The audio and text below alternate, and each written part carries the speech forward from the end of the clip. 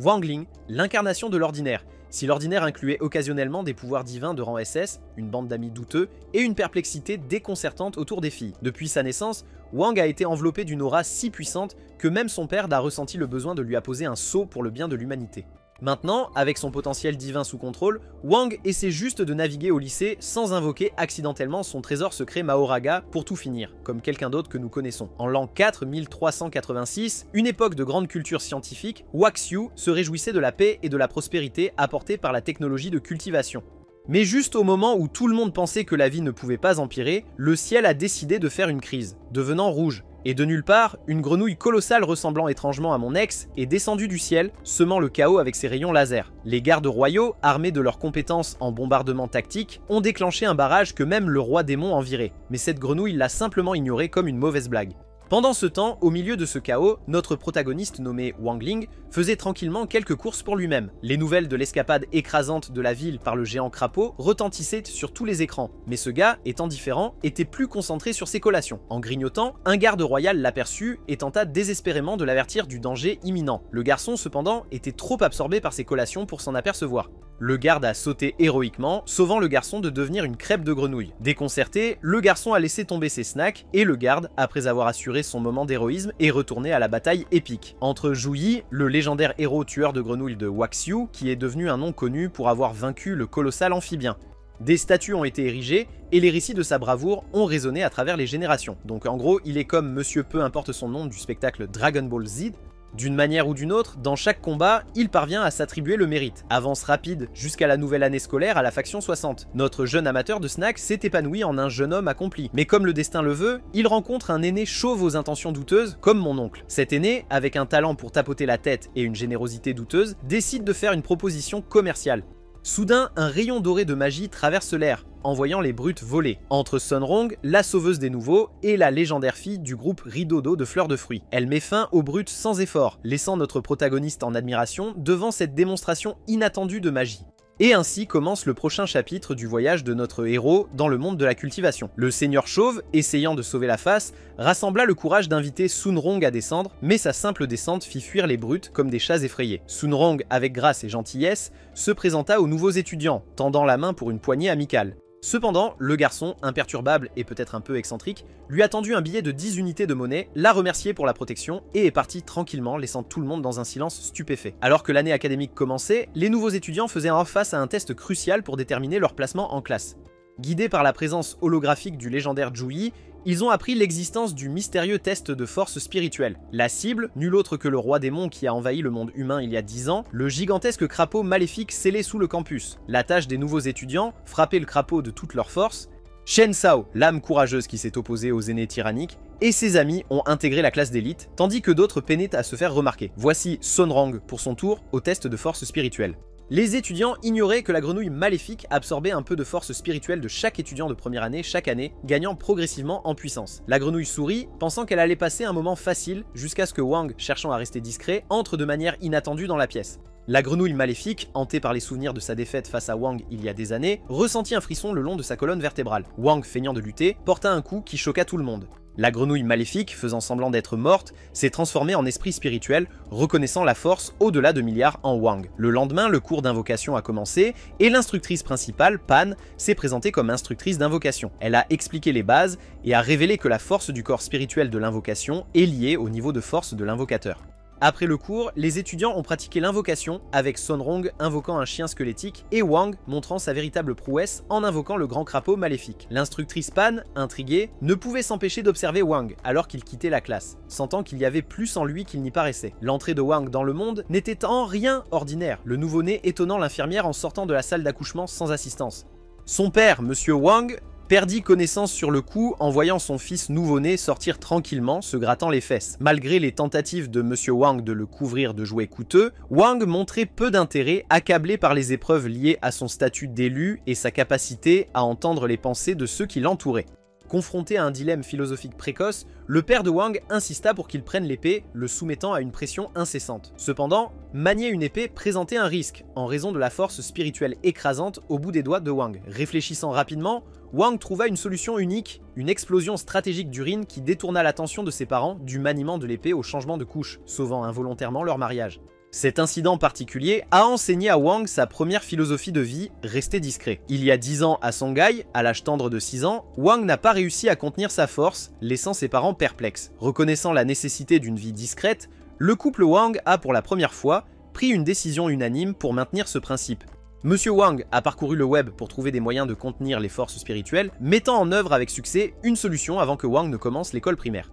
Leur aspiration était que Wang mène une vie ordinaire, et pendant 10 ans, il a respecté leurs souhaits. En entrant sur le campus, Wang visait une existence discrète, évitant la campagne électorale de Sun Rong. Cependant, la tentation des nouilles sèches à prix réduit l'a poussé à voter en échange de sa saveur préférée. Les tactiques de campagne séduisantes de Sun Rong, enracinées dans l'art ancien transmis par le petit sage, ont affecté toute la classe, sauf Wang, qui a neutralisé le sort avec une pilule dorée de sa mère. Lorsque Guo Hao a demandé comment briser le sort, l'instructeur a expliqué qu'une personne de volonté forte et de force spirituelle pouvait y résister. Sun Rong, imperturbable, a tenté de lancer le sort sur Wang, qui a répondu en langue des signes, louant la saveur des nouilles sèches. À l'insu de Sun Rong, la pilule dorée qu'elle a consommée pour réduire sa force spirituelle a involontairement brisé le sort de séduction sur tous les nouveaux étudiants. La Sun Rong affaiblie s'est effondrée lors d'une démonstration, et la communication involontaire en langue des signes de Wang l'a laissé à réfléchir à son sujet toute la nuit. Dans le cours de raffinage de pilules, l'excitation montait alors que les étudiants préparaient leur four pour la tâche à accomplir. Chen Cao, imaginant impressionner Sun Rong, présenta fièrement un chaudron en cuivre transmis par son arrière-grand-père qu'il utilisait pour raffiner des pilules d'or de niveau 9. Pendant ce temps, l'atmosphère prit une tournure inattendue lorsqu'une limousine noire arriva à l'entrée de l'école et un tapis rouge se déroula, signalant l'entrée grandiose de Sun Rong. Wang, nonchalant et s'occupant de ses affaires, se retrouva soudainement salué par Sun Rong. Cependant, sa perception aiguë remarqua le sort persistant au-dessus de sa tête, indiquant qu'il l'avait involontairement séduite à un moment donné.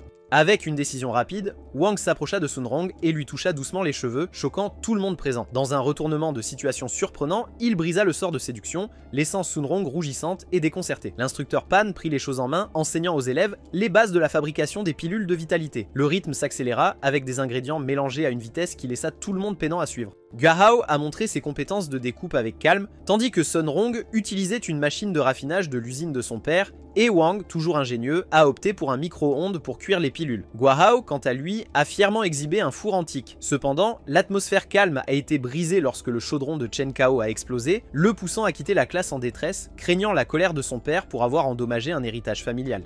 Les étudiants ont réglé une alarme pour les 7 heures suivantes, le temps nécessaire pour que les pilules dorées cuisent, et sont sortis pour s'occuper. Au fil du temps, un visiteur inattendu est entré en scène, la grenouille maléfique regardant le fourneau de Guo Hao avec une faim qui laissait deviner son envie d'un repas d'animal spirituel. La grenouille maléfique, ayant évolué en roi démon en consommant des êtres plus faibles, était sur le point de dévorer le fourneau lorsque Wang, sentant le danger, entra dans la classe. Wang suivit la grenouille qui bondit hors de la salle de classe, laissant derrière elle le chaos du cours de raffinage de pilules. Pendant ce temps, Chen Cao continuait à courir, réfléchissant à la façon dont il avait supplié son père pour obtenir le chaudron en cuivre. Wang Ling réussit à sauver le fourneau de Guo Hao et commença à le laver. En sortant des toilettes, il trouva Guo Hao le fixant du regard. Rapide, Wang tenta de s'expliquer, mais Guo Hao, armé d'un pistolet à eau, avait d'autres plans. Pointant le pistolet à eau sur Wang, Guo Hao lui ordonna de poser son précieux fourneau et de s'éloigner. Pendant ce temps, le démon de l'esprit infiltra les pensées de Chen Cao à son moment le plus faible, alimentant la haine envers Wang en raison de l'attirance apparente de Sun Rong pour lui. Juste au moment où les tensions montaient, Guo Hao a libéré une potion violette de son pistolet à eau, visant Wang, ce qui, si c'était un autre anime, s'appellerait un violet creux, mais vous savez. Quoi qu'il en soit, Wang esquiva habilement l'attaque, mais malheureusement, la potion atterrit dans la bouche de Chen Cao alors qu'il s'apprêtait à affronter Wang. Inquiet pour le bien-être de Chen Cao, Wang tenta d'offrir son aide, mais Guo Hao intervint. Il ordonna à Wang d'aider à transporter le malade Chen Cao au cours de raffinage, où son corps avait pris une teinte violette inquiétante.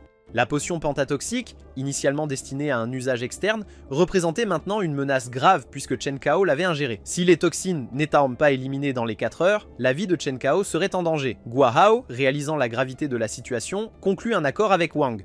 Si Wang l'aidait, Guo Hao s'abstiendrait de le blâmer pour avoir pris le fourneau. Guo Hao a fourni à Wang les ingrédients nécessaires pour l'antidote, et ensemble, ils ont préparé 2 pilules. Alors qu'ils attendaient anxieusement que l'antidote fasse effet, la panique s'est installée. Gahao, réalisant que le temps était compté, utilisa un sceau magique pour empêcher le chien vert maléfique de dévorer le fourneau. À leur surprise, la force spirituelle du chien vert avait transformé le fourneau en orange, révélant sa capacité à manipuler les lignes temporelles. Utilisant le pouvoir unique du chien vert, Guahao et Wang accélérèrent le processus de chauffage. La première dose de l'antidote s'avéra efficace lorsqu'elle fut administrée au chien vert. Avec optimisme, ils ont administré une autre dose à Chen Cao. Pendant ce temps, Wang a demandé à Guahao de retenir le professeur et les autres élèves d'entrer dans la classe. L'instructeur Pan, en entrant, a choisi d'examiner d'abord le fourneau de Guahao. Initialement hésitant, le respect de Guahao pour Wang s'est approfondi lorsque l'instructeur Pan a récupéré une pilule dorée, croyant que Wang l'avait échangée avec la version affaiblie de Guahao. À l'insu de Guahao, Wang n'était pas intervenu et le chien vert avait involontairement aidé à la cuisson réussie de la pilule dorée avec l'antidote. Finalement, Wang a également réussi à réparer le chaudron en cuivre de Chen Chao, apportant une résolution à la situation chaotique. Le lendemain du cours, un parfum intrigant d'hormones flottait dans l'air alors que Sunrong s'approchait de sa proie sans méfiance. Cependant, le destin en avait décidé autrement, car deux assassins avaient jeté leur dévolu sur Sunrong, se positionnant au sommet du bâtiment de l'académie pour avoir le point de vue parfait. À l'insu de Sunrong, elle aussi est devenue une cible dans ce retournement imprévisible du destin. Sunrong a audacieusement demandé à Wang un rendez-vous le lendemain, stupéfiant toute la classe par son approche directe. Aïe, même un gars perdant qui ne parle même pas et s'occupe de ses affaires parvient à avoir une fille. Comment cela vous fait-il ressentir votre vie solitaire? Quoi qu'il en soit, Wang, pris au dépourvu, a eu du mal à trouver une réponse appropriée. Sunrong ne savait pas que, tandis qu'elle avait Wang dans sa ligne de mire, elle était également devenue la cible d'assaillants inconnus. La force principale derrière les assassins donna l'ordre de tirer. Mais au moment où ils appuyèrent sur la gâchette, Wang sentit leur présence. Une pression écrasante de sa part fit hésiter les attaquants. Sunrong, frustré, continua de presser Wang d'accepter le rendez-vous. L'interruption inattendue survint lorsque l'instructeur corpulent entra dans la classe, convoquant Wang à le suivre. Wang saisit l'occasion pour s'échapper et suivit l'instructeur, laissant les assassins confus sans leur cible. Le chien vert d'un autre bâtiment avait été témoin de toute la scène. Alors que Wang s'échappait avec l'instructeur Wang Shukan, il n'avait aucune idée que cet incident se transformerait en une histoire d'amour, attirant l'attention sur le site officiel de la faction 60. Wang, désormais célèbre sous le nom de Force 5 Value Guy, a été escorté au bureau du maître immortel honoraire conjoint Zhu Yi. Zhu Yi, reconnaissant la véritable identité de Wang Ling comme le petit garçon qui a vaincu le roi démon, a exprimé sa détermination à faire de Wang son maître. Dans un tournant surprenant, Wang a lancé le sort d'oubli sur Zhu Yi, effaçant le souvenir de leur rencontre, et a quitté le bureau. Le roi démon apparut devant Wang, l'informant du danger imminent des assassins. Le lendemain, quand Wang se réveilla, il trouva une limousine noire devant chez lui et une fille attendant à sa porte pour un rendez-vous. Malgré les émotions contradictoires et la couverture médiatique de la proposition de rendez-vous de Sunrong, la famille de Wang insista pour qu'il finisse rapidement son repas et sorte avec la fille. Finalement, incapable de résister à la pression, Wang a décidé d'aller au rendez-vous. Les médias ont diffusé des nouvelles du rendez-vous de Sunrong et Wang, attirant l'attention des assassins persistants, qui continuaient à les suivre. Dans une tentative de protéger Sunrong, Wang a à plusieurs reprises déjoué les plans des assassins et utilisé le tour d'oublier pour effacer la mémoire de chaque rencontre. Le rendez-vous s'est poursuivi avec un tour de grande roue, et alors que les feux d'artifice illuminaient le ciel, l'attention de Wang s'est momentanément détournée. Saisissant l'opportunité, les assassins ont pris le contrôle de leur cabine, mais Wang a rapidement agi, les jetant dehors. Dans un dernier acte de secret, Wang a demandé à Sunrong de garder leurs aventures cachées en utilisant le tour de la promesse à 100%. La tentative d'assassinat sur Sunrong avait échoué, marquant un échec sans précédent pour la faction de l'ombre, connue pour un bilan impeccable au cours des 100 dernières années. Cet échec a conduit le chef de la faction de l'ombre à émettre l'ordre de tuer de l'ombre, une mesure drastique pour sauver leur réputation endommagée. Le lendemain à l'académie, Sunrong devint sans le savoir la cible d'un dispositif d'espionnage, tandis que le chef de la faction de l'ombre remarqua également Wang, reconnaissant sa valeur de force impressionnante de 5. Alors que Sunrong s'approchait de Wang Ling, qui l'ignorait ostensiblement, l'atmosphère s'intensifia lorsque Chen Cao et Guo l'entourèrent, bombardant Wang de questions sur leur récent rendez-vous.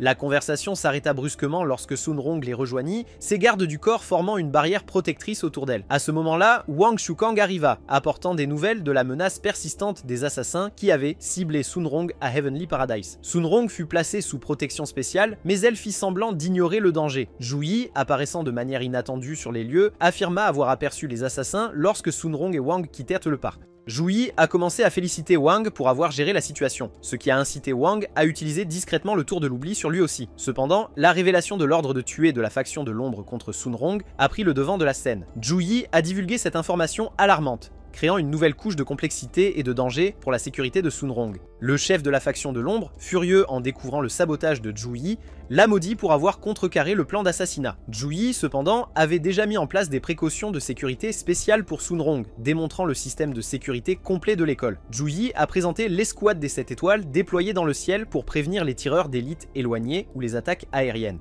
Pendant ce temps, le chef de la faction de l'ombre a transmis toutes les informations à la première ligne, menant à une attaque sur le terrain de l'école. Les gardes ont été rapidement neutralisés par Xu Fang, un membre de l'équipe Hammer. Une arrivée tardive de la faction de l'ombre, Xu Ying, une maître assassin dans la phase de la pilule d'or, a reçu la confirmation de Xu Fang que la cour était dégagée, lui permettant d'entrer dans le bâtiment. Pendant que les étudiants étaient absorbés par leur smartphone, discutant de la situation en cours dans leur groupe de classe, Wang Shukang a interrompu leur conversation avec sarcasme. Les gardes à l'intérieur du bâtiment ont été éliminés par Xu Ying, une experte en toxines. Cependant, l'arrivée de croiseurs pour la protection agaça Xu Fang. Au milieu du chaos, Wang Shukang lança de manière inattendue une craie blanche sur Xu Ying, qui esquiva l'attaque. Xu Jian, le chef de l'équipe Hammer, utilisa ses compétences d'invisibilité pour échapper à l'attention de l'escouade des 7 étoiles. Possédant un marteau magique d'une puissance immense, Xu Jian accumula avec succès sa force, se préparant à briser toute formation magique. Wang Shukang, déçu par les assassins de la faction de l'ombre, brisa le marteau de tonnerre de Xu Jing à main nue. Xu Jing a tenté de s'échapper en utilisant une bombe fumigène toxique surprise, mais a trébuché sur la porte ouverte par Wang, qui recevait un colis cadeau. Tandis que Sun Rong s'inquiétait, Zhu Yi l'a rassuré que Wang irait bien. Xu Fang, ayant maîtrisé tous les gardes, a tenté de dompter le chien vert, mais est tombé victime de sa morsure, drainant la force vitale. Le chien vert est revenu à sa forme originale, achevant Xu Fang avec une décharge d'énergie. Wang, apercevant Xu Jian accumuler de la force, s'est approché pour récupérer son colis de drone. L'escouade des 7 étoiles a brièvement arrêté Wang, mais a approuvé le colis comme non menaçant. En passant devant Xu Jian, Wang l'informa de l'échec du plan d'assassinat et de la défaite de son subordonné. Enragé, Xu Jian tenta une surcharge de puissance pour perturber le système de sécurité, mais échoua à blesser Wang dans sa phase primaire. Xu Jian s'effondra, saignant abondamment. Le chef de la faction de l'ombre bouillait de rage face à l'échec du plan. Wang, emmenant Xu Jian, rencontra Zhu Yi qui le félicita. En utilisant à nouveau le tour de l'oubli, Wang a fait croire à Zhu Yi qu'il était responsable de l'intervention réussie. Les assassins capturés ont été remis à la police et Wang, feignant des blessures, a agi devant les étudiants, assurant la sécurité de Sun Rong et résolvant la crise à l'académie. Wang, sous prétexte d'être en congé maladie, avait attribué le mérite de l'intervention réussie au maître Zhu Yi et a fait semblant d'être blessé. Sun Rong, vraiment préoccupé par le bien-être de Wang, a convoqué les meilleurs experts médicaux et construit une cabine de guérison privée avec une expérience immersive totale. Des médicaments précieux lui étaient administrés automatiquement chaque heure pour aider à sa récupération. La mère de Wang, ignorant la ruse, lui a apporté le petit déjeuner, ce qui a entraîné une conversation sur son congé maladie prolongée. Elle a insisté pour que Wang retourne à l'école après-demain. Chen Cao, Guo Hao et Sun Rong ont ensuite rendu visite à Wang chez lui avec des cadeaux. Sun Rong, dans un effort pour établir une relation avec la mère de Wang, lui a offert des pilules nutritionnelles coûteuses, des herbes et des cadeaux. Le jour de l'attaque, lorsque Wang a simulé une blessure, Sun Rong avait appelé l'hélicoptère privé de sa famille. Wang, faisant le mort, observait tous les yeux fermés. Wang Shukang avait également donné quelque chose à Chen Cao à livrer à Wang, le test annuel de puissance spirituelle. Sun Rong était préoccupé par la santé de Wang et s'opposait à ce qu'il passe le test, car cela pourrait consommer beaucoup d'esprits vitaux. Guo Hao a suggéré d'utiliser une injection que Sun Rong avait apportée, mais la vue de l'aiguille effrayait Wang. Lorsque Wang s'est soudainement réveillé, il a arraché le test annuel de puissance spirituelle à Chen Cao, déclarant qu'il se sentait beaucoup mieux et qu'il retournerait à l'école après-demain. Chen Cao et les autres ont attendu que Wang passe le test avec eux. Chen Cao a démontré comment utiliser le test annuel spirituel, en soulignant que les vrais cultivateurs pouvaient visualiser la puissance. Pendant ce temps, à travers le pays, d'innombrables étudiants tentaient de dépasser une barre que Wang ignorait simplement. Le président de la faction 59, Tang Jingje, a établi un nouveau record lors de la compétition annuelle de l'épée spirituelle, dépassant le record de 10 ans de Zhu Yi de plus de 300 points. Le test spirituel de Guo Hao a été en dessous des attentes, le poussant à envisager le suicide, mais Chen Cao est intervenu. Sun Rong, classé deuxième au classement général, a passé le test ensuite, endommageant par inadvertance la chambre de Wang. Quand ce fut le tour de Wang pour le test de spiritualité, malgré l'absence de préparation, il a décidé de le passer discrètement. Cependant, sa sphère de pouvoir a dépassé toutes les attentes. En tentant de la lancer dans l'espace, la sphère de pouvoir spirituel de Wang a été détectée par le bracelet, plaçant son nom en tête de liste avec des chiffres nuls. Alors que beaucoup l'ont rejeté comme une erreur du système, Sun Rong, toujours curieuse, a soupçonné quelque chose de plus. Sentant le danger d'être en tête de liste, les amis de Wang, y compris Sun Rong, décident de lui dire adieu le soir. Cependant, Wang décide de demander de l'aide à Guo Hao. Il se rend chez Guo Hao et lui demande de pirater le système central pour changer le score de Wang du sommet à un ordinaire 176. Wang en même temps, Tang Jingje et son ami tentent également de pirater le système pour découvrir le véritable score de Wang. Ils découvrent que le score de Wang a débordé, mais ne parviennent pas à en comprendre la signification. Réalisant que Guo Hao effectue des modifications dans le système, Tang Jingje et son ami s'inquiètent. Ils savent que s'ils sont pris, ils pourraient être expulsés de l'école. Alors que Guo Hao lit le nom de Tang Jingje, il se souvient de lui comme l'héritier de un gars arrogant qui était son camarade de classe à l'Immortal Cram High School. Dans un moment d'inattention, Guo Hao déclenche l'alarme en modifiant le score de Tang Jingje. Guo Hao et Tang Jingje quittent dans le système simultanément, mais avant de partir, Guo Hao change le nom de Tang Jingje en Tang Birdie 2, provoquant le rire de tous ceux qui voient le nom modifié. Tang Jingje, malgré le tournant inattendu des événements, exprime le désir de rencontrer Wang et Guo Hao de la faction 60, et que Froggy 2 a les qualifications et peut être leur 5e membre. Le jour de la compétition arrive, et la faction 60 fait face à la faction 59 lors du premier tour de la compétition annuelle de l'épée de la phase senior. Alors que la compétition est diffusée à la télévision, Tang Jingje, désormais connu sous le nom de Tang Birdie 2, s'entraîne dur. Cependant, lors d'une interview, lorsqu'on lui demande à propos de la personne classée première, Wang, le sang de Tang Jingje bouillonne et il se déconcentre, ce qui entraîne une blessure mineure. Malgré la distraction, Tang Jingje souhaite bonne chance à Wang et quitte les lieux. L'instructeur Pan exprime des inquiétudes quant à la décision de la faction 60 de participer à la compétition, étant donné leur historique de défaite contre la faction 59. Cependant, Wang Zeqing et Zhu Yi restent déterminés, soulignant qu'ils n'ont même pas été sélectionnés pour la phase de groupe par le passé. La faction 60 manque d'inscription de qualité avec aucune valeur de force supérieure à 1000, à l'exception de Sun Rong. Pour répondre aux exigences de la compétition, ils sélectionnent le chien vert,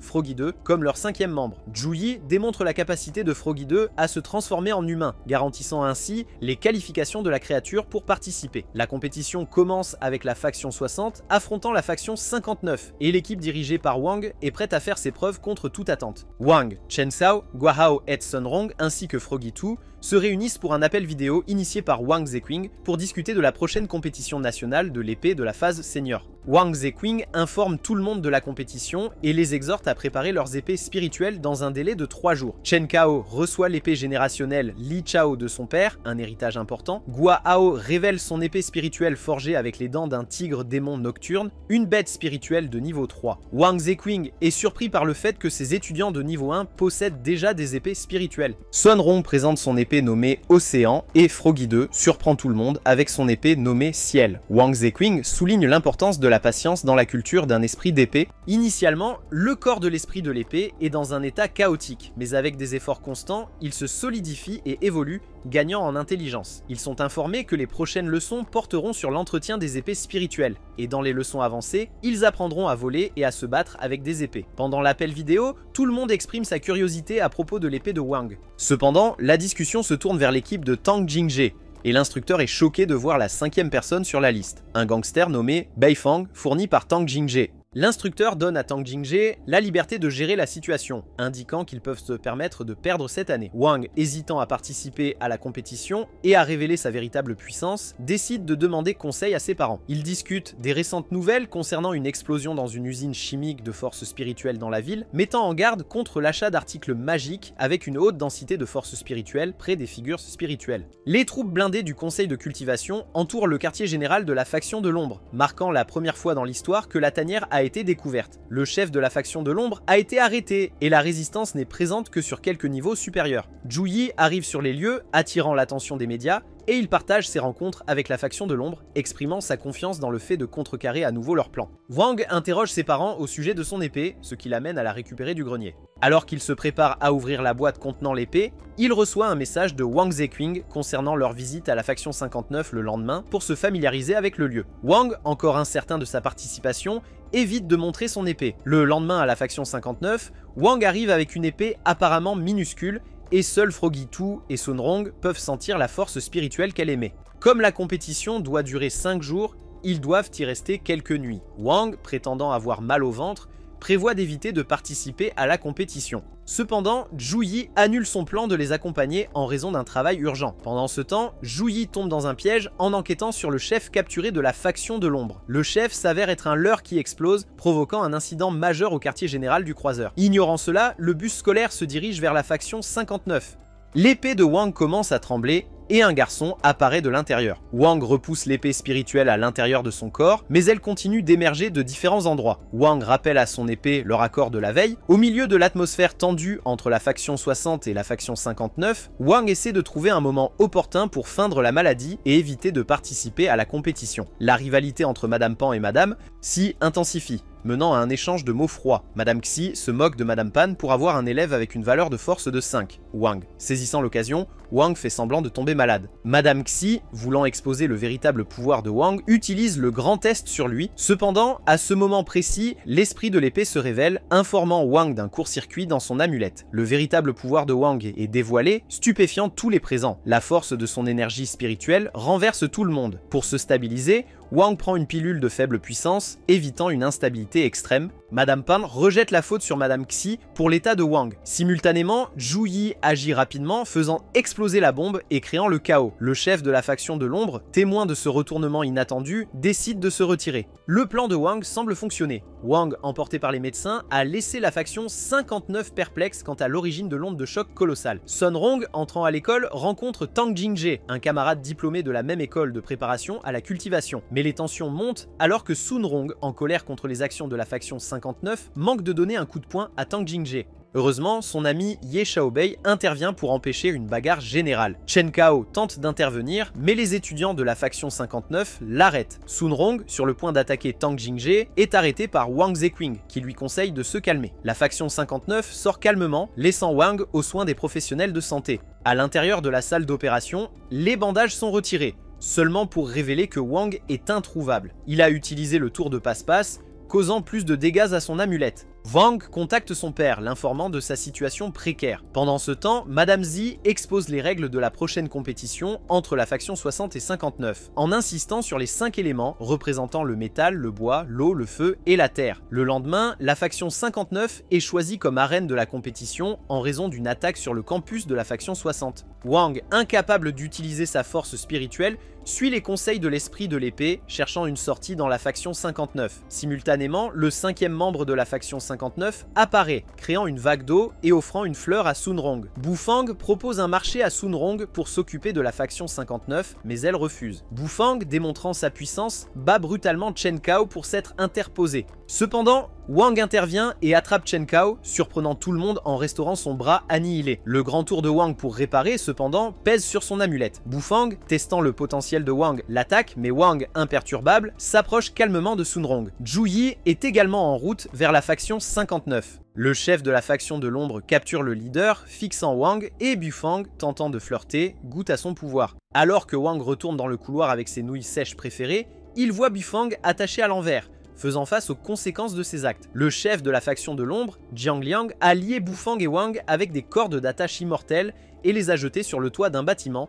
ignorant que Wang est une bombe de force spirituelle potentielle capable de destruction catastrophique. Alors que Jiang Liang piétine Wang, le traitant de 5e roue inutile, l'esprit de l'épée de Wang se réveille et questionne la raison de leur situation. Le subordonné de Jiang Liang traîne Bufang tandis qu'elle continue son assaut sur Wang. L'amulette a disparu et Wang doit contrôler ses émotions pour éviter une explosion d'énergie négative. L'esprit de l'épée tente de distraire Wang en parlant de nouilles sèches croustillantes, réussissant à le calmer et à arrêter le ciel tremblant. Jiang Liang, maintenant déguisé en Bufang, prévoit d'infiltrer la faction 60 et de tuer Sun Rong. Pendant ce temps, Madame Zi et Madame Pan se moquent. Madame Zi révélant que leur 5e membre est un humain, contrairement au 5e membre de la faction 60, un chien vert amené pour la compétition. Jiang Liang, déguisé en Bufang, fait irruption dans la salle de conférence, affirmant que Wang a été kidnappé. Le subordonné gardant Bufang et Wang fournit de l'eau à Bufang. Bufang, le farceur, essaie de gagner la faveur du subordonné, le moquant finalement comme un conducteur faible. À la surprise générale, le conducteur dévoile son véritable potentiel, révélant une forte force spirituelle. Zhu Yi arrive à la faction 59 et Jiang Liang, toujours déguisé en Bufang, invente une histoire sur une fille blonde enlevant Wang. Sun Rong, indifférente à la menace de la faction de l'ombre, bat les gardes et prend les choses en main pour sauver Wang. Le vieux chauffeur chauve dansant a neutralisé les gardes en utilisant une attaque de baie de Goji. Puis, révélant son sérieux, convoque une cavalerie et une infanterie avec le trésor du disque jaune. Sun Rong, utilisant sa technique des 13 épées supplémentaires, contre-attaque. À l'extérieur de la faction 59, le père de Wang Ling demande l'entrée pour rencontrer son fils, espérant une exception de la part des gardes. La situation devient de plus en plus complexe et intrigante alors que les personnages naviguent à travers la tromperie et le danger. Une série soudaine d'explosions dans le ciel attire l'attention des gardes, créant le chaos. Froggy 2 exprime un désir pour le vieux chauffeur comme collation de nuit. Sun Ron lutte contre l'attaque du vieux chauffeur rieur qui se remémore son patron, Jiang Liang, et compare le talent de Sun Rong au sien quand ils avaient le même âge. Le vieux chauffeur utilise la gravité pour tirer Sun Rong vers le bas. Dans un retournement inattendu, le temps revient au moment avant le début de la bataille. Alors que le vieux chauffeur laisse tomber Bu Fuying au sol, Wang saisit l'occasion de se révéler sans être pris. Sun Ron, entrant dans le champ du vieux bâtiment, voit Maître Jouyi suspendre le vieux chauffeur à la place de Wang. Les otages sont sécurisés et le vieux chauffeur est mis en détention. Wang ordonne à son épée spirituelle Jinke de rester près du vrai Bu Fuying et d'empêcher toute tentative d'évasion. Wang élabore un plan pour annuler la compétition en empêchant la participation de Bu Fuying, espérant s'échapper sans causer de désastre. Cependant, Jiang Liang, déguisé en Bu Fuying, surprend tout le monde en participant à la compétition. Des dispositifs de communication spéciaux sont fournis aux équipes, mais la lecture de pensée de Wang échoue face à Jiang Liang. Malgré sa réticence initiale, Wang se retrouve à participer à la compétition grâce aux efforts de ses amis pour le sauver. L'ironie ne lui échappe pas, mais se sentant obligé de contribuer après leurs efforts, il décide de faire de son mieux. Avant que le père de Wang Ling puisse lui donner un nouvel amulette, la compétition a déjà commencé, et Wang est envoyé dans l'arène. Jouyi salue Monsieur Wang et apprend la situation critique. Si l'amulette de Wang se brise, le monde sera détruit. Les enjeux sont élevés alors que Wang fait face aux défis qu'il cherchait à éviter. Alors que Monsieur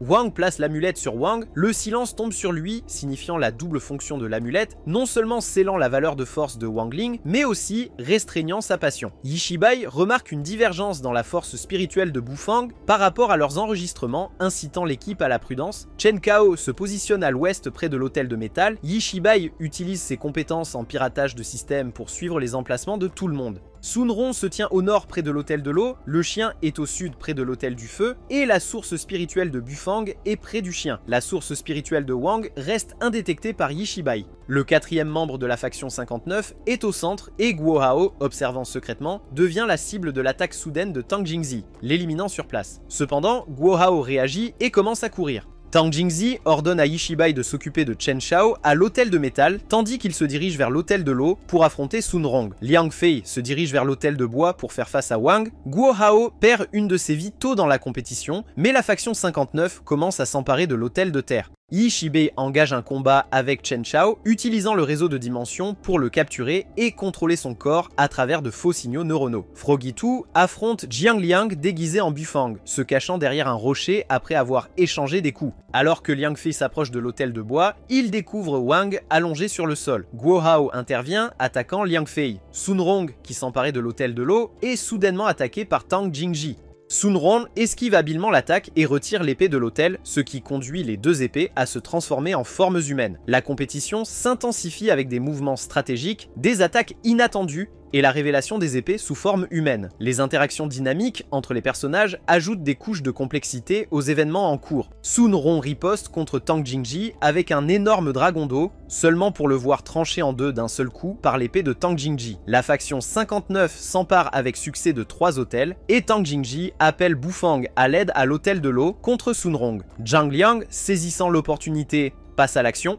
Yishibai commence à s'emparer de l'hôtel de métal tandis que Tang Jingji active sa technique de neige soufflante contre l'épée de nature aquatique de Sun Rong. L'hôtel de l'eau gèle et Sun Rong doit vaincre Tang Jingji avant l'arrivée de Bu Fang. Elle attaque vigoureusement l'épée de Tang Jingji, tentant de renverser la situation. La faction 59 sécurise 4 des 5 hôtels. Sun Rong pousse l'épée de Tang Jingji autour de l'hôtel, mais soudain Bu Fang arrive, brisant l'une des épées de Sun Rong. Un bruit fort retentit et la glace se brise, offrant à Sun Rong une opportunité de s'échapper. Tang Jingji, se dirigeant vers l'hôtel, informe Bu Fang qu'il se moque de sa véritable identité tant qu'il gagne, promettant de l'aide après la compétition. La faction 59 capture les 5 hôtels et le compteur commence à se remplir rapidement. Cependant, un hôtel passe de manière inattendue du côté de la faction 60. Froggy débat Liang Fei et Sun Rong se précipite vers Guo Hao, intensifiant le suspense et l'imprévisibilité de la compétition. Liang Fei se retrouve épuisé après avoir détruit les mots sortant du canon à bouche de Guo Hao. La limitation unique du canon à bouche de Guo Hao, incapable de répéter le même mot pendant un certain temps, devient une faiblesse alors qu'il peine à trouver de nouvelles phrases. Froggy 2, observant la bataille entre Liang Fei et Guo Hao depuis les buissons, prévoit d'absorber la force spirituelle qui s'échappe pendant la confrontation. Cependant, Froggy 2 aperçoit Wang et se cache. Dans un mouvement stratégique, Liang Fei donne un coup de pied à Wang, faisant semblant de le blesser, ce qui énerve Guo Hao et le pousse à lancer une rafale de nouvelles phrases de son canon à bouche. Voyant les efforts de Guo Hao, Wang commence à ressentir de l'empathie pour son ami, mais il sait qu'il ne peut révéler aucune émotion ni force spirituelle en raison de l'état fragile de son amulette. Alors que l'amulette commence à se fissurer, Froggy 2 saute sur le cou de Wang, absorbant l'énergie négative et permettant à Wang d'utiliser son énergie spirituelle. Wang et Froggy 2 se combinent spirituellement, et alors que Liang Fei tente de défier Wang, il brise l'épée de Liang Fei d'un simple toucher du bout des doigts. La force est écrasante, envoyant Liang Fei hors de l'arène, comme s'il avait été percuté par un camion rugissant de son côté gauche. La faction 60 s'empare de l'hôtel des bois en conséquence. Pendant ce temps, Madame Xi commence à flatter Wang Xuekong, se demandant s'il a enseigné à Wang la combinaison humain-bête. Wang Xuekong la trompe, prétendant qu'il a inventé la technique. La bataille devient un mélange de stratégie, de tromperie et d'alliances inattendues, captivant le public. Wang Xuekong rentre chez lui après la compétition et passe 3 jours et 3 nuits à essayer d'enseigner à son chien, mais les efforts ne donnent aucun résultat. Ishibe informe Tang Jingzhe que la force spirituelle des 5 gars s'est fusionnée avec celle des chiens, surpassant Liang Fei. La force spirituelle combinée est redoutable, rendant difficile pour quiconque de la gérer. La faction 60 s'empare de l'hôtel du feu et Ishibe capture l'hôtel du métal, tandis que Guo Hao reste à l'hôtel des bois. L'emplacement de Sun Rong reste insaisissable pour Ishibe. Wang se dirige vers l'hôtel de métal et Tang ordonne à Bufang de se déplacer vers l'hôtel de terre avec Liang Zheng, chargé de reprendre l'hôtel de feu. La faction 60 subit un désavantage en raison de la force spirituelle combinée, mais la faction 59 a l'avantage de détenir plus d'hôtels. Tang anticipe le prochain mouvement de Wang, spéculant qu'il se dirige vers l'hôtel de l'eau. Tang reconnaît qu'une confrontation directe entraînerait de lourdes pertes pour les deux factions. La faction 59 doit éviter la combinaison et ne pas affronter Wang directement. Tang élabore une stratégie pour maintenir un mouvement constant, s'emparer plus facilement de plus d'hôtels et assurer la victoire finale. Tang Jingzhe ordonne à Ishibe de se rendre à l'hôtel de bois et de le rejoindre là-bas, fournissant des mises à jour continues sur l'état de la combinaison.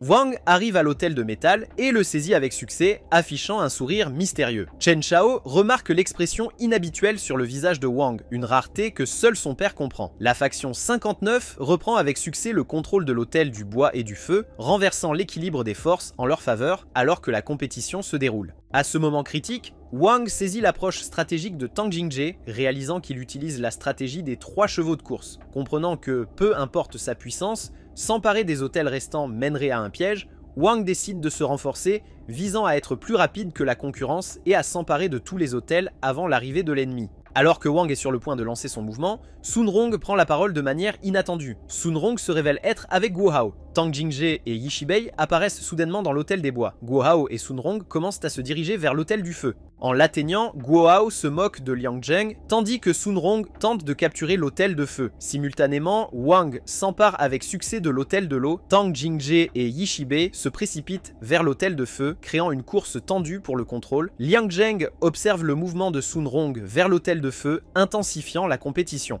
Les dynamiques des manœuvres stratégiques et des alliances inattendues ajoutent des couches de complexité aux événements en cours, rendant le dénouement incertain et tenant le public en haleine. Bufeng arrive à l'hôtel de métal où Chen Shao est positionné, attendant l'ennemi qui approche. Tang Jingzhe ordonne à Zhang Liang, déguisé en Bufeng, de faire tout ce qu'il faut pour leur victoire. Sun Rong et Tang Jingzhe se connaissent depuis l'enfance, leur famille ayant des liens depuis des générations. Malgré leur histoire commune, ils ont été des rivaux acharnés, ajoutant des enjeux personnels à la compétition en cours. Alors que Liang Zheng se précipite pour empêcher Sun Rong de s'emparer de l'hôtel, Guo Hao l'attaque par derrière avec son canon buccal. Cependant, Liang Zheng trébuche et tombe sur un rocher, redirigeant l'attaque vers Sun Rong. Malgré sa défense, Sun Rong tombe des marches de l'hôtel. Se remémorant les paroles de son père sur leur lignée prestigieuse en tant que descendant de Sun Fengchu, Sun Rong jure de ne pas perdre face à ceux qui ont humilié la famille Sun pendant 14 ans avec leur art de confinement, la famille Tang. Tang Jingzhe arrive à l'hôtel de feu et réprimande Liang Jingzhe pour son retard. Guo Hao tentait d'arrêter Liang Zheng,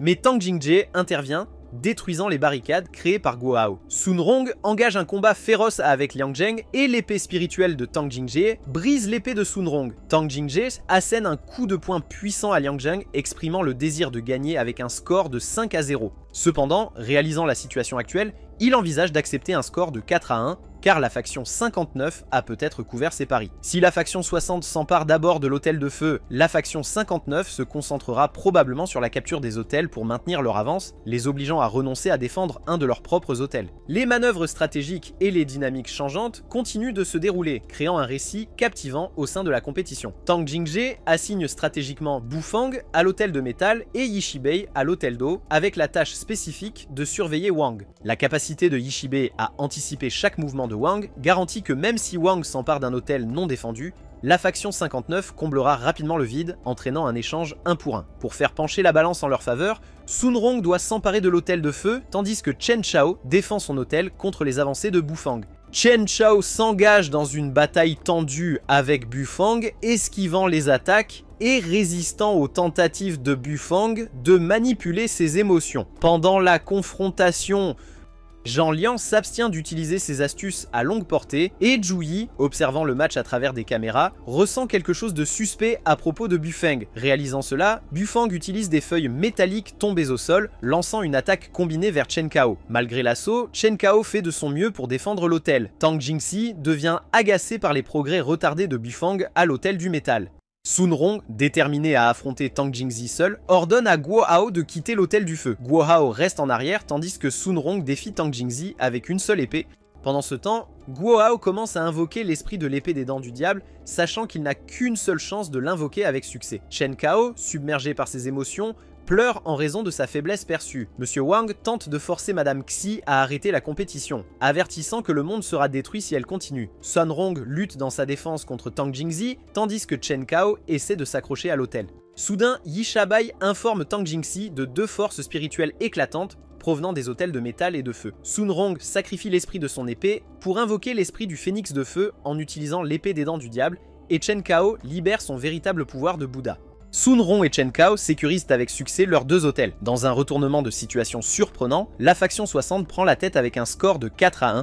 Zhang Liang, ne pouvant plus se contenir, dévoile sa véritable identité, et Wang réussit à s'emparer de l'hôtel du bois. La planification minutieuse de Sun Rong devient évidente, alors que le meilleur résultat possible pour la faction 60 serait de sécuriser l'hôtel du feu avec Sun Rong et Guo Hao, tandis que Chen Cao défend l'hôtel du métal. Cependant, cela ne donnerait qu'un score de 3-2 et la faction 59 maintiendrait son avance. Pour assurer la victoire de la faction 60, un mouvement supplémentaire est nécessaire et le candidat idéal pour cette tâche est Wang. Wang, avec sa force spirituelle incroyable après la combinaison, est seul dans son entreprise.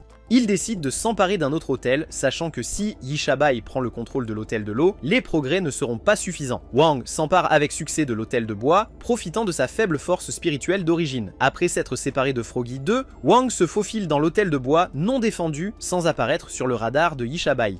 Froggy 2, sous forme humaine, reste à la position de Wang pour attirer l'attention de Yishabai. Dans un tournant inattendu, Froggy 2 commence à effrayer Yishabai avec son visage de grenouille. La force spirituelle de Yishabai est conçue pour les humains, et Froggy 2, étant une grenouille, est immunisé contre son contrôle du système nerveux.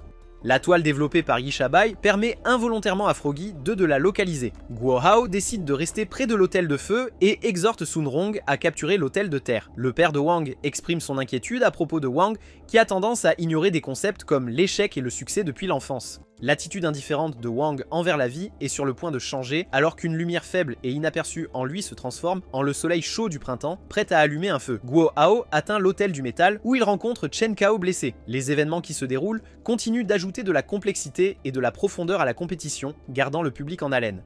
Dans un retournement de situation soudain, Froggy 2 sent quelque chose et se précipite vers Wang.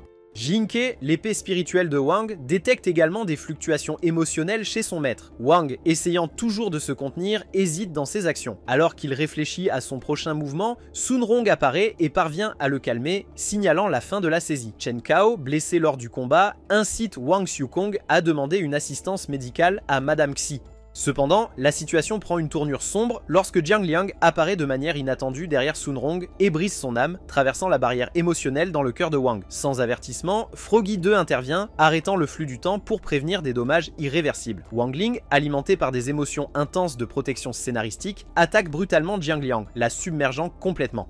Il est sur le point de la tuer lorsqu'un changement soudain dans ses émotions interrompt l'assaut. Jiang Liang, apparemment résigné à son sort, désire la mort. L'attention de Wang se déplace et il se souvient de Sun Rong. Se précipitant vers elle, il tente d'utiliser son grand tour de réparation, mais cela échoue. L'attaque cruelle de Jiang Liang a brisé l'âme de Sun Rong en morceaux, et le grand tour de réparation est rendu inutile. Malgré Froggy 2 arrêtant le flux du temps pour maintenir Sun Rong en vie, sa vie ne tient qu'à un fil. Wang, désespéré de trouver une solution, envisage une idée inimaginable, redémarrer le monde. Cette révélation laisse le public en suspens, se demandant comment Wang prévoit de naviguer dans cette situation complexe et émotionnellement chargée. À la suite des événements dévastateurs, l'esprit vital de Sun Rong est brisé en morceaux au-delà de la réparation du grand tour de réparation de Wang. Jinke, l'épée spirituelle de Wang, déclare solennellement que personne ne peut sauver une vie déjà perdue. La cruauté infligée par la fille de la faction de l'ombre, Jiang Liang a laissé une marque indélébile sur Sun Rong. Malgré les tentatives de Wang de se blâmer pour ne pas avoir éliminé Jiang Liang plus tôt, Froggy 2 intervient, offrant une lueur d'espoir. Avec le flux du temps arrêté par la capacité unique de Froggy 2, Wang envisage une solution audacieuse. Froggy 2 possède le pouvoir de convertir la force spirituelle en un rayon accélérateur, permettant d'accélérer la force spirituelle à la vitesse de la lumière, créant ainsi une immobilité relative dans le monde. Wang, poussé par le désespoir et la détermination, génère une immense boule de force spirituelle 10 fois la taille de la Terre. Froggy 2 tente de raisonner Wang, le mettant en garde contre la violation de la loi naturelle de l'inversion du temps. Imperturbable, Wang Ling, avec la collaboration de Froggy 2, contrôle son énergie négative et se lance dans un voyage périlleux. La combinaison de Wang et Froggy 2, ainsi que l'injection d'une énorme quantité de force spirituelle, déclenche un phénomène ressemblant à un éclair. En un instant, la ligne du temps remonte à un moment crucial, un moment où Wang était harcelé par l'agresseur chauve. Cependant, cette fois, Chen Cao et Guo Hao viennent à la rescousse de Wang. Le monde est similaire mais différent, sans la présence de Sun Rong. Wang, vivant maintenant une vie paisible sans les bouleversements des événements précédents, ressent un contraste frappant.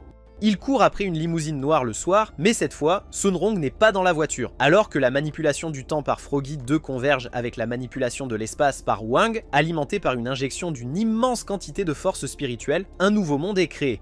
Ce nouveau monde absorbe tout de l'ancien monde, annonçant la destruction de la réalité précédente. Dans le monde souterrain, les ondes de choc résonnent et le nouveau monarque ressent la perturbation. L'assistant blanc, croyant qu'il s'agit d'un tremblement de terre, est rejoint par l'assistant noir qui présente l'âme de Sun Rong. Le monarque, en entendant le nom de Sun Rong, est surpris et tente de comparer son ADN avec celui du maître. Les résultats, montrant une correspondance de 99,04%, choquent le monarque. Les deux assistants rejettent la présence de Sun Rong comme un simple rêve. Pendant ce temps, dans le nouveau monde, Wang Ling vit sans être conscient des événements se déroulant dans le monde souterrain.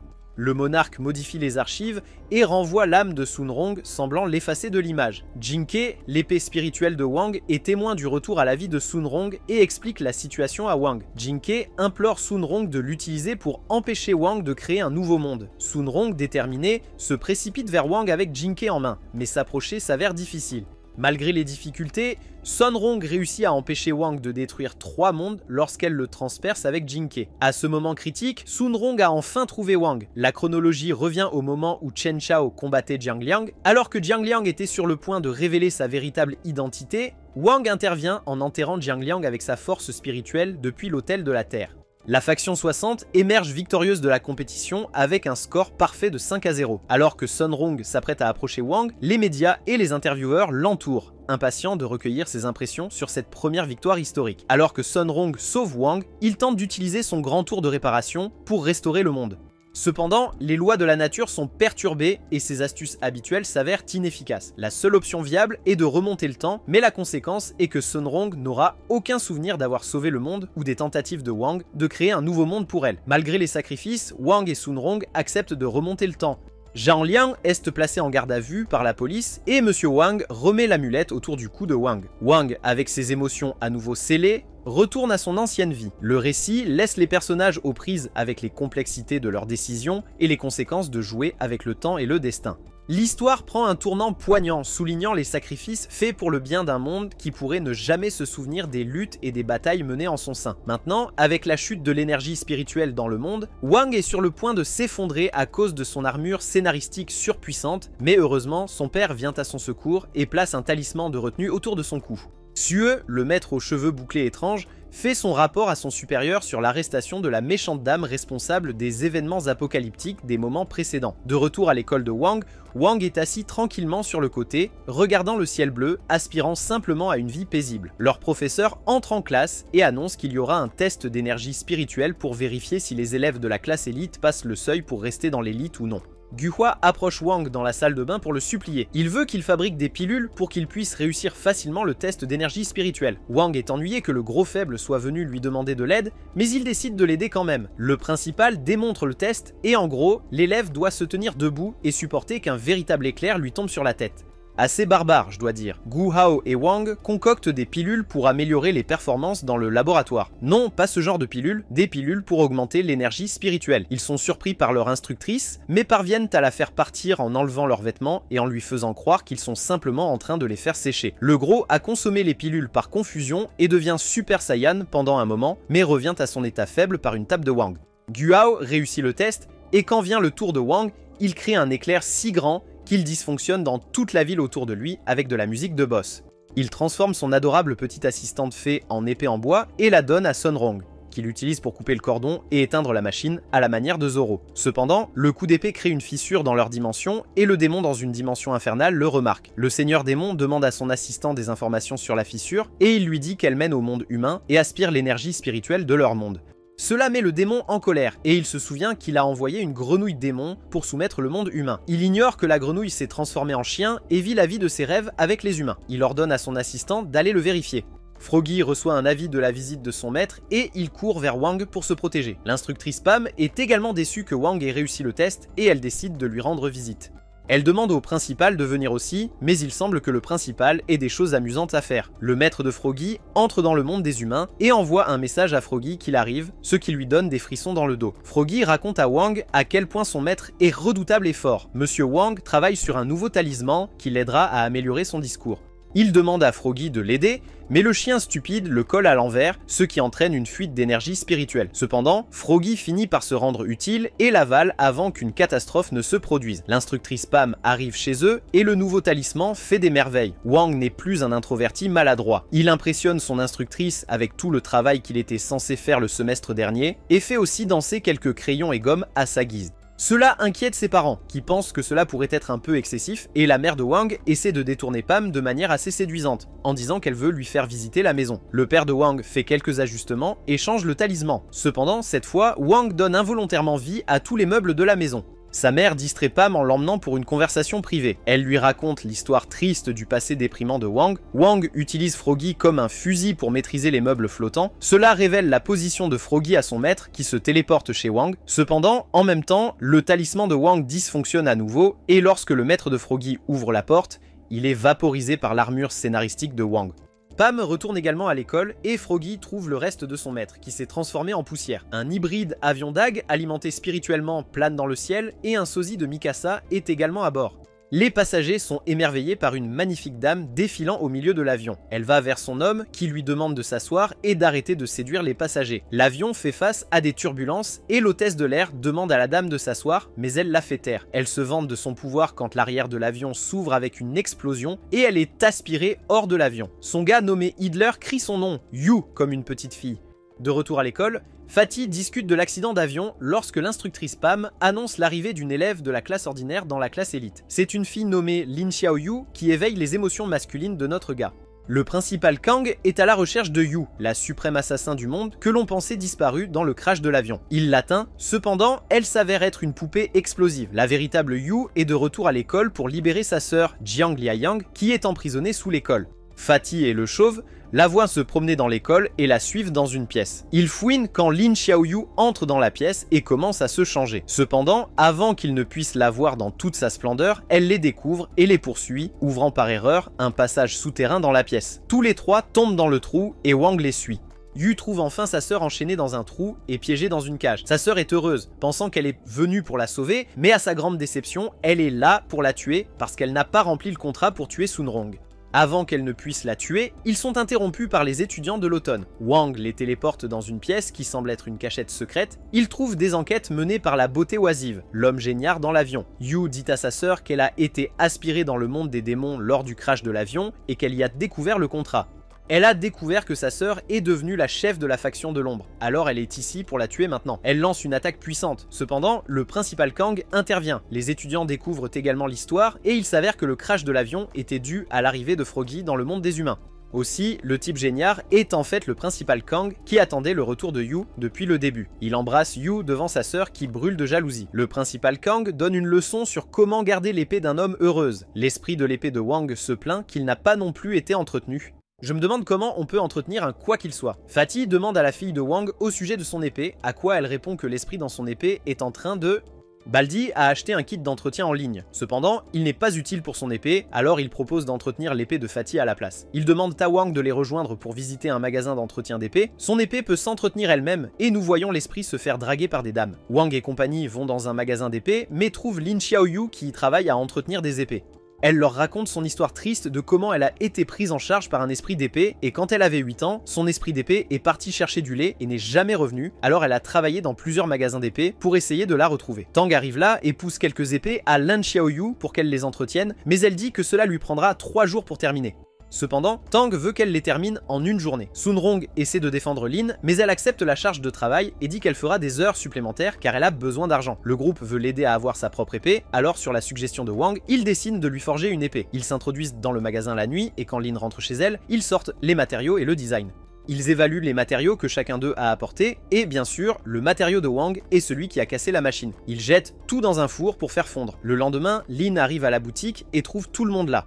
Ils lui donnent une épée étrange et moisie et elles fond instantanément en larmes. Il s'avère que c'est la même que son épée précédente. Tang arrive sur les lieux et demande à Lin Xiaoyu d'être l'adversaire d'essai pour son épée.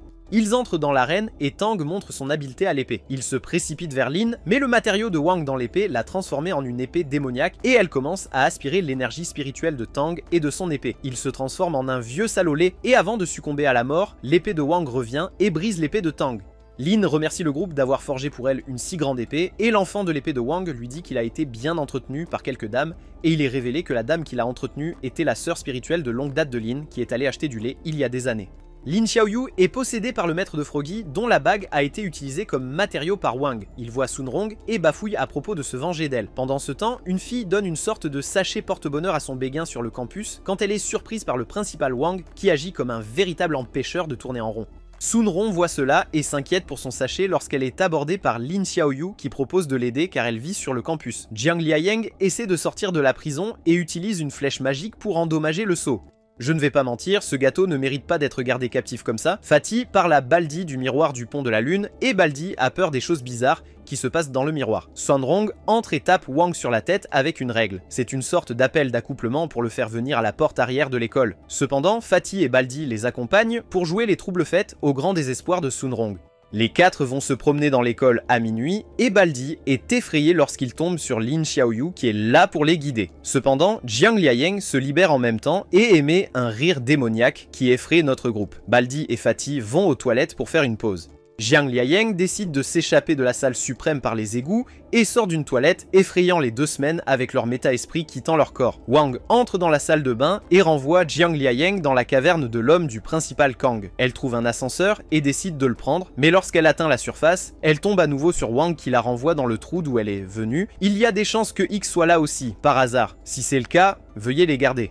Lin Xiaoyu laisse Sunrong seul avec Wang pour que Sunrong puisse accomplir l'acte en paix. Cependant, le maître démon de Froggy attend minuit pour ramener Sunrong dans le monde des démons et se venger de ses ancêtres car ils ont décimé des membres du clan démoniaque il y a des années.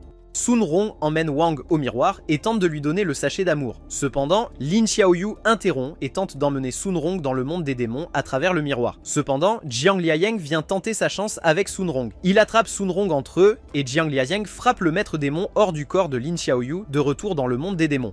puis elle est frappée jusqu'à l'oubli par Wang lui-même avec de la musique de boss en arrière-plan. Baldi regarde un livestream d'une fille en ligne et lui a envoyé un cadeau comme le pathétique simp qu'il est. Ses efforts ne sont pas vains cependant, et Lee Girl l'invite à un appel vocal avec elle. Les cheveux bouclés bizarres, également connus sous le nom de Jui, ont convoqué de très vieux bonshommes du passé pour discuter de questions importantes avec eux. Il leur dit que les démons essaient d'infiltrer le monde des humains et qu'il a besoin de leurs conseils. Wang est en train de vibrer sur de la musique quand Fatty lui dit que Baldi se fait punir par son père devant tout le monde pour être un simp. Cependant, Blady donne la raison qu'il essayait juste d'aider la fille en ligne. Son père comprend, mais lorsqu'il apprend qu'il lui a également donné un héritage familial, il s'enrage et coupe son téléphone en deux. Wang, sa copine, Fatty et Lin Xiaoyu discutent de l'événement, et Lin Xiaoyu qualifie le transfert d'énergie spirituelle sur internet de sorcellerie. Baldi n'a pas retenu la leçon et a de nouveau rejoint la session de racolage en ligne. Il pense que la racoleuse en ligne est un démon déguisé et Fatty tente de pirater son livestream. Mais la force est forte avec cette petite racoleuse et elle déjoue la petite attaque de Fatty. Baldi est profondément dans les tactiques de la racoleuse quand Sunrong essaie sa technique de séduction sur lui. Cela a un effet sur lui pendant un petit moment, mais la Oe en ligne intensifie son jeu et Baldi retombe sous son charme. Sunrong devient déprimé car sa séduction a échoué. Le père de Baldi arrive et se désole de l'état pathétique de son fils. Il détruit son ordinateur, ce qui met Baldi en colère, et il transfère son esprit par internet dans la chambre de la Oe en ligne. Il est révélé que la prostituée en ligne est un démon laid déguisé qui récolte de l'énergie spirituelle. Wang entre en action et il tire Baldi à travers internet lorsque le démon laid essaie d'aspirer son esprit dans un camp spirituel. Le père de Sunrong traverse une crise financière et essaie d'obtenir de l'énergie spirituelle de son ami, mais celui-ci refuse. Il reçoit également une convocation au tribunal, ce qui inquiète Sunrong. Le groupe rend visite à la famille de Sunrong et il s'avère qu'après avoir fait faillite, ils sont littéralement revenus à l'âge de pierre. Cependant, ils sont confiants qu'ils se relèveront. La famille de Tang, en revanche, est très heureuse de la chute de la famille Sun. Il est révélé qu'ils sont impliqués dans la situation actuelle de la famille Sun en collaborant avec une figure mystérieuse nommée Oncle Richman qui a manipulé les actions et causé la faillite de la famille Sangun. Sunrong, quant à elle, a une conversation profonde avec Wang. Wang propose son aide mais Sunrong refuse, disant qu'elle ne veut pas dépendre de quelqu'un d'autre. Cela touche Wang et il retombe amoureux d'elle. Sur le chemin du retour, le groupe apprend que la famille Sun a accepté de céder leur terre spirituelle à la famille Tang. Sachant que Sunrong ne sera pas d'accord avec cela, ils décident de retourner vers Sunrong. Ils envahissent la cérémonie de signature pour tenter de l'arrêter. Les sbires de Tang les arrêtent, mais Baldi, Fatty et Lin Xiaoyu les maîtrisent facilement. Wang se précipite vers la cérémonie pour aider Sunrong. Sunrong est sur le point de signer l'accord lorsque Wang l'interrompt et l'emmène dehors. Cependant, elle s'arrête et leur dit que c'est sa propre décision et qu'elle a décidé de se sacrifier pour maintenir son entreprise en activité.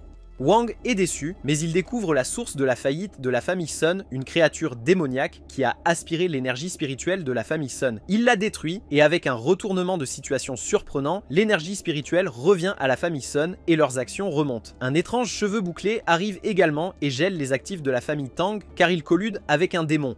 La famille Sun a été ravivée, et Sunrong offre à Wang un sourire d'amour. Alors qu'une compétition d'art de l'épée a lieu, l'hôte annonce les juges, qui incluent également des filles dansant étrangement. Le principal Kang agit de manière suspecte en les voyant, ce qui agace sa fille. L'hôte annonce ensuite les participants. La première est Sunrong, qui est également observée par le mystérieux Oncle Richman.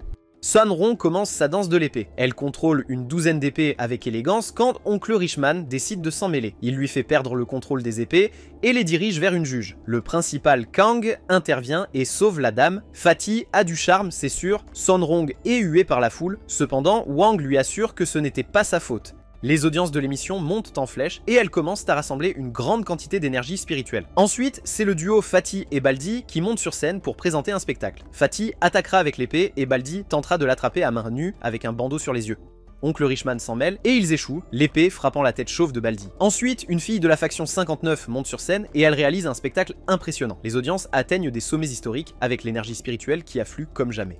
Oncle Richman est heureux de récolter l'énergie spirituelle. Lin Xiaoyu est la suivante et elle commence sa belle danse qui captive tout le monde. Elle fait pousser un arbre à partir de rien, puis le met en feu. Cependant, elle n'arrive pas à éteindre les flammes. Sunrong entre en action et utilise sa danse de l'épée et ils terminent tous les deux leur danse ensemble. Le nombre de spectateurs atteint 1 milliard, ce qui fait sortir Oncle Richman de l'ombre et il lance sa magie, transformant tous ceux qui regardent le spectacle en ses marionnettes. Pourquoi cela ressemble-t-il à mon oncle, juste dans des contextes différents?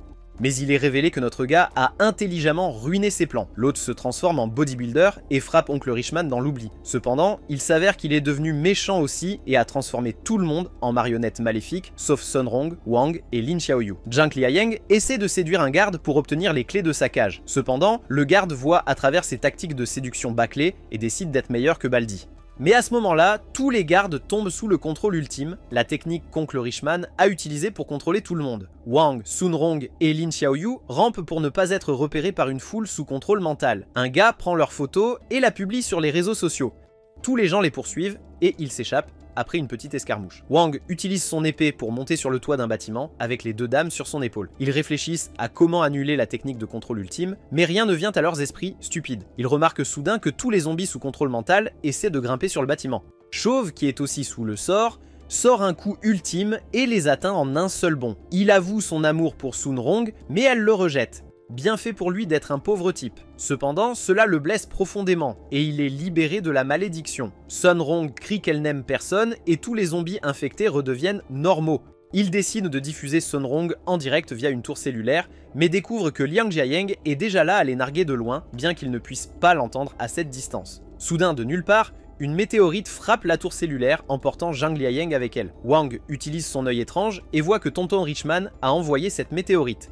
Sun Rong ne peut pas diffuser au monde maintenant, mais Wang a 2 billets pour la station spatiale d'où elle peut diffuser à toute la ville. Ils montent à bord du Cute Kiddo Sword et atteignent la gare pour monter à bord du train vers la station spatiale. Baldi fait un geste audacieux et décide de rester en arrière pour les couvrir contre les zombies infectés par l'esprit. Lin Xiaoyu reste aussi avec lui. Wang et Sun Rong montent à bord du train et commencent leur voyage vers la station spatiale. Pendant leur voyage, Wang commence à dire quelque chose et Sun Rong devient excité en pensant qu'il pourrait lui déclarer son amour, mais il dit que Baldi et Lin Xiaoyu auraient aussi pu les rejoindre car personne ne vérifiait leurs billets. Ils atteignent la station spatiale et Sun Rong ennuie tout le monde avec un discours soporifique et libère finalement tout le monde du contrôle mental. Oncle Richman se transforme en démon serpent et chevauche une météorite vers la Terre, tentant de détruire le monde avec lui-même, mais Wang lance son épée de mignon enfant dessus et la brise puis profite d'un moment romantique avec sa petite amie. La classe de Wang visite un studio d'animation et le propriétaire les introduit à la culture de l'animation. Il les emmène dans les bureaux et nous voyons la réplique du studio MAPPA à l'intérieur. Les employés sont surmenés et s'efforcent de respecter les délais. On dirait que certaines choses ne changent pas, même dans un monde de magie. Le propriétaire, Monsieur Tang, les présente au producteur, une fille mignonne, qui lui dit que le réalisateur s'est enfui. Le propriétaire s'énerve, mais trouve rapidement une solution et décide de faire de la classe élite le réalisateur pour la journée. Ils vont tous au département d'animation clé, où un animateur clé leur montre comment les choses se font. Baldi ruine cependant son travail acharné et lui demande de faire des animations mais Baldi n'est toujours pas satisfait et lui demande de faire 60 images par seconde. L'animateur clé perd son sang-froid et saute par la fenêtre. On dirait que je regarde Kaizen Jumpsin encore une fois. Je me demande quand nous aurons des nouvelles d'un employé de MAPPA tombant à sa mort du bâtiment MAPPA. Ensuite, c'est le département de photographie où un travailleur montre son talent avec l'aide d'un ordinateur. Cependant, Baldi lâche quelques vérités et dit que son travail manque de l'âme que les œuvres dessinées à la main possèdent. Cela met le travailleur en colère et ses collègues doivent le retenir. Ensuite, ils vont au département artistique où un vieil homme travaille sur un ordinateur pour développer des scènes. Le producteur les supplie de ne pas faire de commentaires car le vieil homme est déjà sur le point de s'effondrer. Mais Baldi et Fatih débranchent le cordon d'alimentation et réduisent à néant le dur labeur du vieil homme. Il se transforme instantanément en sable sous le choc. Le producteur s'effondre car ils doivent terminer l'épisode bientôt. Baldi offre son aide comme le lèche-bot qu'il est et ils commencent tous à animer les images clés. Leur monde autour commence à se transformer en dessin simple. Cependant, ils terminent la tâche avec l'aide de Wang, mais le superviseur rejette leur travail. Le monde est sur le point de s'effondrer car l'épisode n'est pas terminé lorsque Wang traverse le 4e mur et ramène le réalisateur du monde réel qui faisait des choses à une fille dansante. Le réalisateur reprend le contrôle et le monde est ravivé. Oncle Richmond est le subordonné du roi démon et il a dirigé la météorite sur les ordres du roi démon. Cependant, après que Wang la détruise avec lui, le roi démon est enragé et ordonne aux gars de l'espace d'allumer les lampes dimensionnelles. Wang et Sun Rong décident de profiter d'un moment seul sur la station spatiale, mais soudainement, ils deviennent tridimensionnels pour une raison quelconque. Le gars aux boucles étranges a convoqué une réunion d'urgence pour maîtriser les démons entrant dans le monde humain par la fissure spatiale que Wang a créée il y a quelques temps. Pour la fermer, ils ont besoin d'une énorme quantité d'énergie spirituelle, et ils ne peuvent pas se connecter avec le praticien connu du monde pour une raison quelconque. De retour sur la station spatiale, Wang et Sun Rong découvrent qu'ils sont pris dans une boucle. Il est révélé que le conseiller des démons les a scellés dans cette dimension pour que les démons puissent infiltrer le monde facilement. Les démons ont infiltré le monde et certains héros pratiquants se battent contre eux, mais ils n'ont aucune victoire. Sonrong a perdu espoir comme la faible qu'elle est. Cependant, notre gars, Wang, a tiré des sortes de panneaux de contrôle et s'est modifié pour être de meilleure qualité. Je le jure, je n'arrive toujours pas à comprendre de quoi parle cet étrange anime chinois. Quoi qu'il en soit, un vieux grand maître sort une technique grandiose et vainc un grand démon. Mais le roi démon envoie une multitude de météores vers la terre infestée de dragons qui commencent à ravager le monde. Sonrong voit le monde se détruire et perd à nouveau tout espoir, mais Wang décide de surcharger le GPU en utilisant des miroirs et des effets de particules. Le 3060 du conseiller est surchargé et le saut dimensionnel est brisé pour Sonrong et Wang. Wang se dirige vers le monde à travers l'espace et entre sur le champ de bataille comme le boss qu'il est avec de la musique de boss en arrière-plan. Il est sur le point de détruire tous les démons lorsqu'une fille papillon apparaît de nulle part et le téléporte avec elle. Nous avons un flashback de la jeune Lin Xiaoyu qui s'entraîne avec son père. Il est révélé qu'elle vient d'une espèce de personne papillon dont le monde a été conquis par les démons il y a longtemps et que son père l'a envoyée dans le monde où elle a été élevée par l'esprit de l'épée. Elle a raconté son histoire à Wang et maintenant ils vont voir l'empereur démon. De retour sur Terre, tout le monde perd espoir alors que Wang disparaît sans laisser de traces. Mais ils reçoivent une diffusion en direct de la station spatiale de Sonrong qui les motive à se battre avec un long discours de protection scénaristique. Son discours a un effet et tout le monde sur Terre prend les armes contre les démons. Sur la planète d'origine des démons, Lin Xiaoyu amène Wang à l'empereur démon et lui demande de libérer sa sœur esprit de l'épée selon l'accord. Le conseiller démon tente de les faire tomber à genoux, mais échoue à faire plier Wang. Il le pousse simplement sur le côté d'un geste. Cela excite le roi démon et il descend pour jouer. Il demande à Wang son nom et le frappe, mais Wang bloque le coup en disant « Enlève-moi ces conneries d'ici ». Sonrong se bat depuis la station spatiale quand la mignonne petite épée de Wang revient dans ses mains. Wang affronte l'empereur démon et le traite comme un petit idiot. L'empereur démon prend la fuite, mais Wang le rattrape. Ils échangent plusieurs coups et attaquent et font le tour du monde des démons plusieurs fois quand Wang l'arrête avec ses défenses et le renvoie à son château. L'empereur démon le supplie d'arrêter, cependant son conseiller prend à tort la figure de retenue sur son cou pour son point faible et l'enlève. Une énergie spirituelle incontrôlable s'échappe et détruit instantanément le monde des démons. Tous les dragons démons s'effondrent au sol et meurent, et l'humanité célèbre sa victoire. Wang et Lin Xiaoyu retournent sur Terre et Wang demande à Lin Xiaoyu d'appeler son père pour créer un nouvel autocollant spirituel immédiatement, sinon il pourrait détruire la Terre aussi. Le gars aux cheveux bouclés et étranges a pris le crédit une fois de plus, et la Sun Company a prospéré et la Terre a commencé à revenir à la normale sans connaître la véritable identité de leur sauveur qui s'endort dans le train pour son école. Assurez-vous de vous abonner. Paix.